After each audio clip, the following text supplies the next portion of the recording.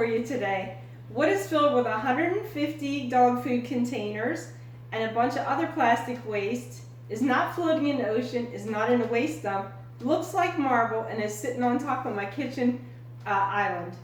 That's right, it's a kitchen countertop that I created, and I'm going to show you today how you can make your own kitchen countertop out of plastic waste and also how to make it look like marble. So stick with me. My name is Kara Sills and my channel is Crafty Recycler, and let's get started. So to begin with, for the top, what I've done is I'm using an old shower curtain liner as a drop cloth. I'm using my clearance paint over there to the left and my clearance board, which I got 70% off again at Home Depot. And then I've started to paint, and once I have it painted and dried, I'll start putting it together. Okay, so now this is the plywood that I painted gray. I just put the first coat on, and it has its flaws that I have to touch up later. But for now, what I did, this is the underneath piece of the top, and I've applied 1x2 around with finishing nails to adhere it to the plywood. And I'll flip it over and show you what that looks like. So this is what the 1x2 on the other side of the board looks like, and I'm going to fill it in with like a crisscross of 1x2 in order to give it some stability in the middle before I add the top piece on. So this is the part that I'm at now. I flipped it over and I'm starting to put these cross beams inside. I just put some glue down and I'm going to put that piece of board on there and then the other one across from it. And I have these empty vinegar bottles. I say empty, but I refilled them with water to recycle them, to use them for this purpose. I don't have any wood clamps, so I'm weighing down the wood till the glue dries with these vinegar bottles. And it doesn't matter if there's excess glue. I take a paintbrush and I smooth it out, but nobody's going to see it because it's going to be on the inside. So this is just to make the whole top be firm inside. Okay, so now I have all 4 pieces of wood in the center and they're weighed down with the vinegar bottles. And now we wait. It's Gorilla Glue wood glue, and it says to wait 24 hours. So that's what we're going to do. So I put my drop cloth shower curtain down and just to paint the one top piece as a primer paint coating, and the puppies decided to join me. And apparently the one's really enjoying being under the shower curtain. And it's so cute, I had to put it on video. Here comes the other one. Okay, so what I'm going to do to start with is for the base of the top, just to put it underneath to make it more firm. I'm using this clearance piece of wainscoting that I got at Home Depot. And I'm leveling it out and measuring where it should be to be centered. And then I'm going to adhere it with screws. So you can see under here there's the 1 layer wainscot that's connected, and now I'm going to put the top onto that. I drilled some holes through this 1x6 to go up through there, and because I want to be able to disassemble the top, I'm going to drill in from underneath instead of going down through with the drills, because if I ever have to disassemble it to take it out of this house, because it'll be too wide to get through a door, then this way all I have to do is go underneath and unscrew the screws and pop the top right off. Okay, so this is the progress so far. I'm constructing the top, and I'm including a lot of recycle in the top, or should I say upcycle? I'm not real sure of the proper term. All I know is I'm using a lot of junk that would otherwise end up in the ocean. In fact, I just read that a sperm whale washed up on some island and it had 220 pounds of plastic in it. So it's really affecting the marine life and hurting a lot of animals, and it's really sad. In this shot, what I'm showing you is I have like different containers. Some of them I've cut up. I have at least 150 dog containers alone, and I could have put way more. I have these stacked 3 high, the dog containers, but I could have put way more. And then underneath each of these styrofoam things, I've incorporated other pieces of plastic items. Like that's a makeup container.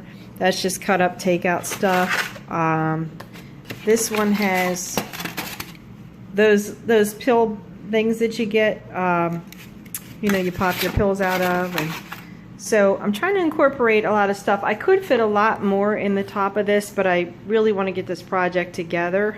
And as I promised, I'm putting my old shoe in here. and I'm having a hard time parting with it, but yeah, my old pair of shoes is in here too. And so that's about it for now, and I'll be back soon. Okay, so now I'm ready to put the lid on this. What I've done is I've applied glue on all the cross beams on the inside and on the exterior of the wood here, but I didn't take it far enough out where it's going to gush out when I put the lid on, because I'm going to use finishing screws anyway to secure the top on, but I wanted to put wood glue on all of it as well. So this is what it looks like before I put the lid on. I also measured from the edge to the center to see where those beams are, so that when I add the finishing nails on the top, I won't miss them when I sink them into through the top. Okay, so now I've finished the top part of closing it in. I'm not really finished yet because I'm going to make it look like marble. But before I do that, I'm going to cover the finishing nail heads, which is how I secured it, with wood glue and finishing nails. And then once I wood putty that and sand it down, I'm going to put another application of the primer paint.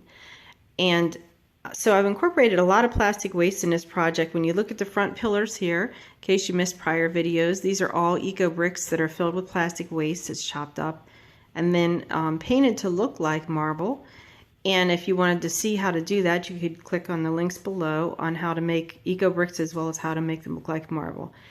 But moving right along, I'm excited, so let's get started. Okay, so now what I've done is I've applied the spackle to the sides and the top of the nail holes, and I've sanded it down and applied the primer and paint mixture, and I have to do another coat, but I'm waiting for a nice day to go back and do that. And I've done this to try to make it look more like stone than the plywood that it actually is. And I beveled the edges with the sander if you look close. And like I said, I have to give it another coat of the paint before I do anything more.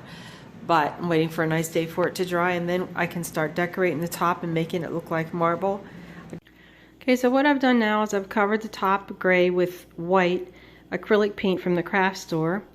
And originally my plan was to cover it with a product I ordered in the mail that looks beautiful on YouTube, like it creates a beautiful marbleized look, but it's an epoxy and it's toxic.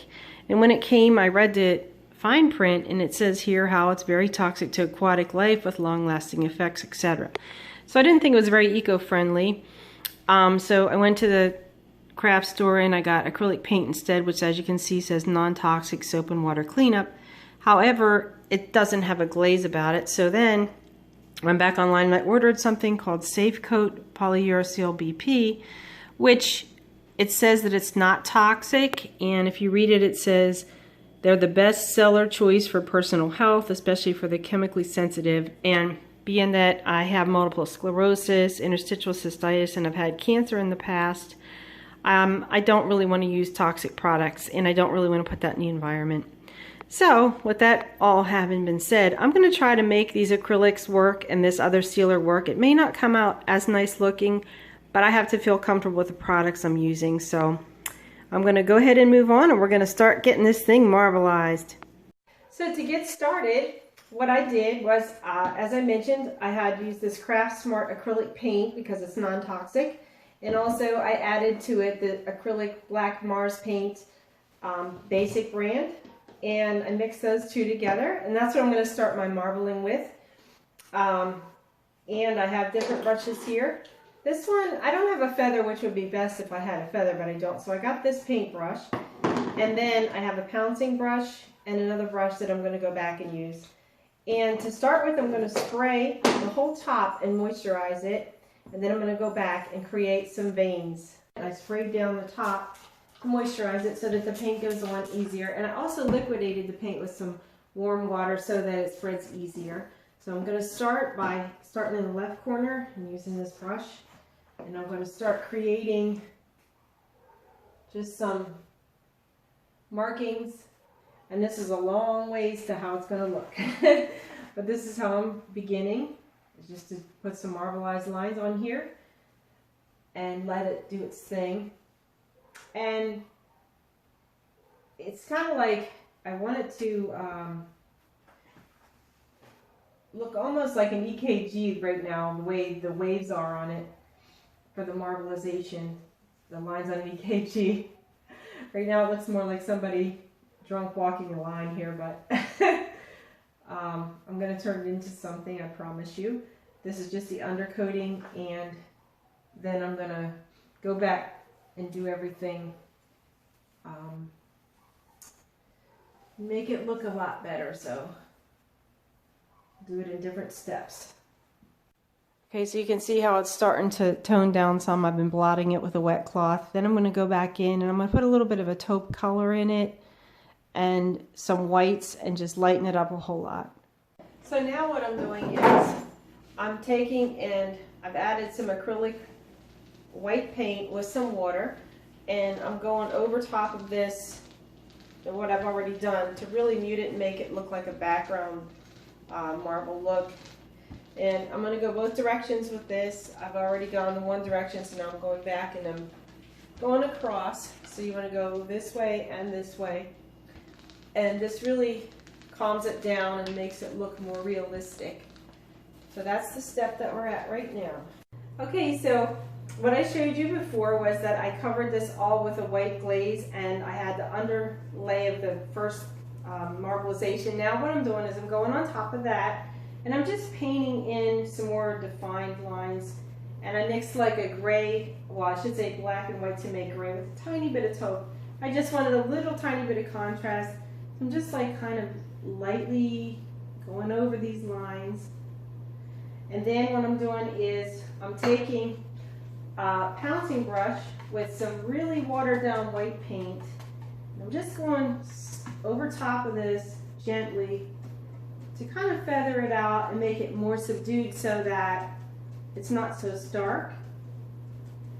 And then I'm taking a rag and I am just dabbing some of that excess off so that it doesn't look so white over top of it. So I'm kind of like tinkering with it until I get it the way I want it to be. That's kind of what you have to do.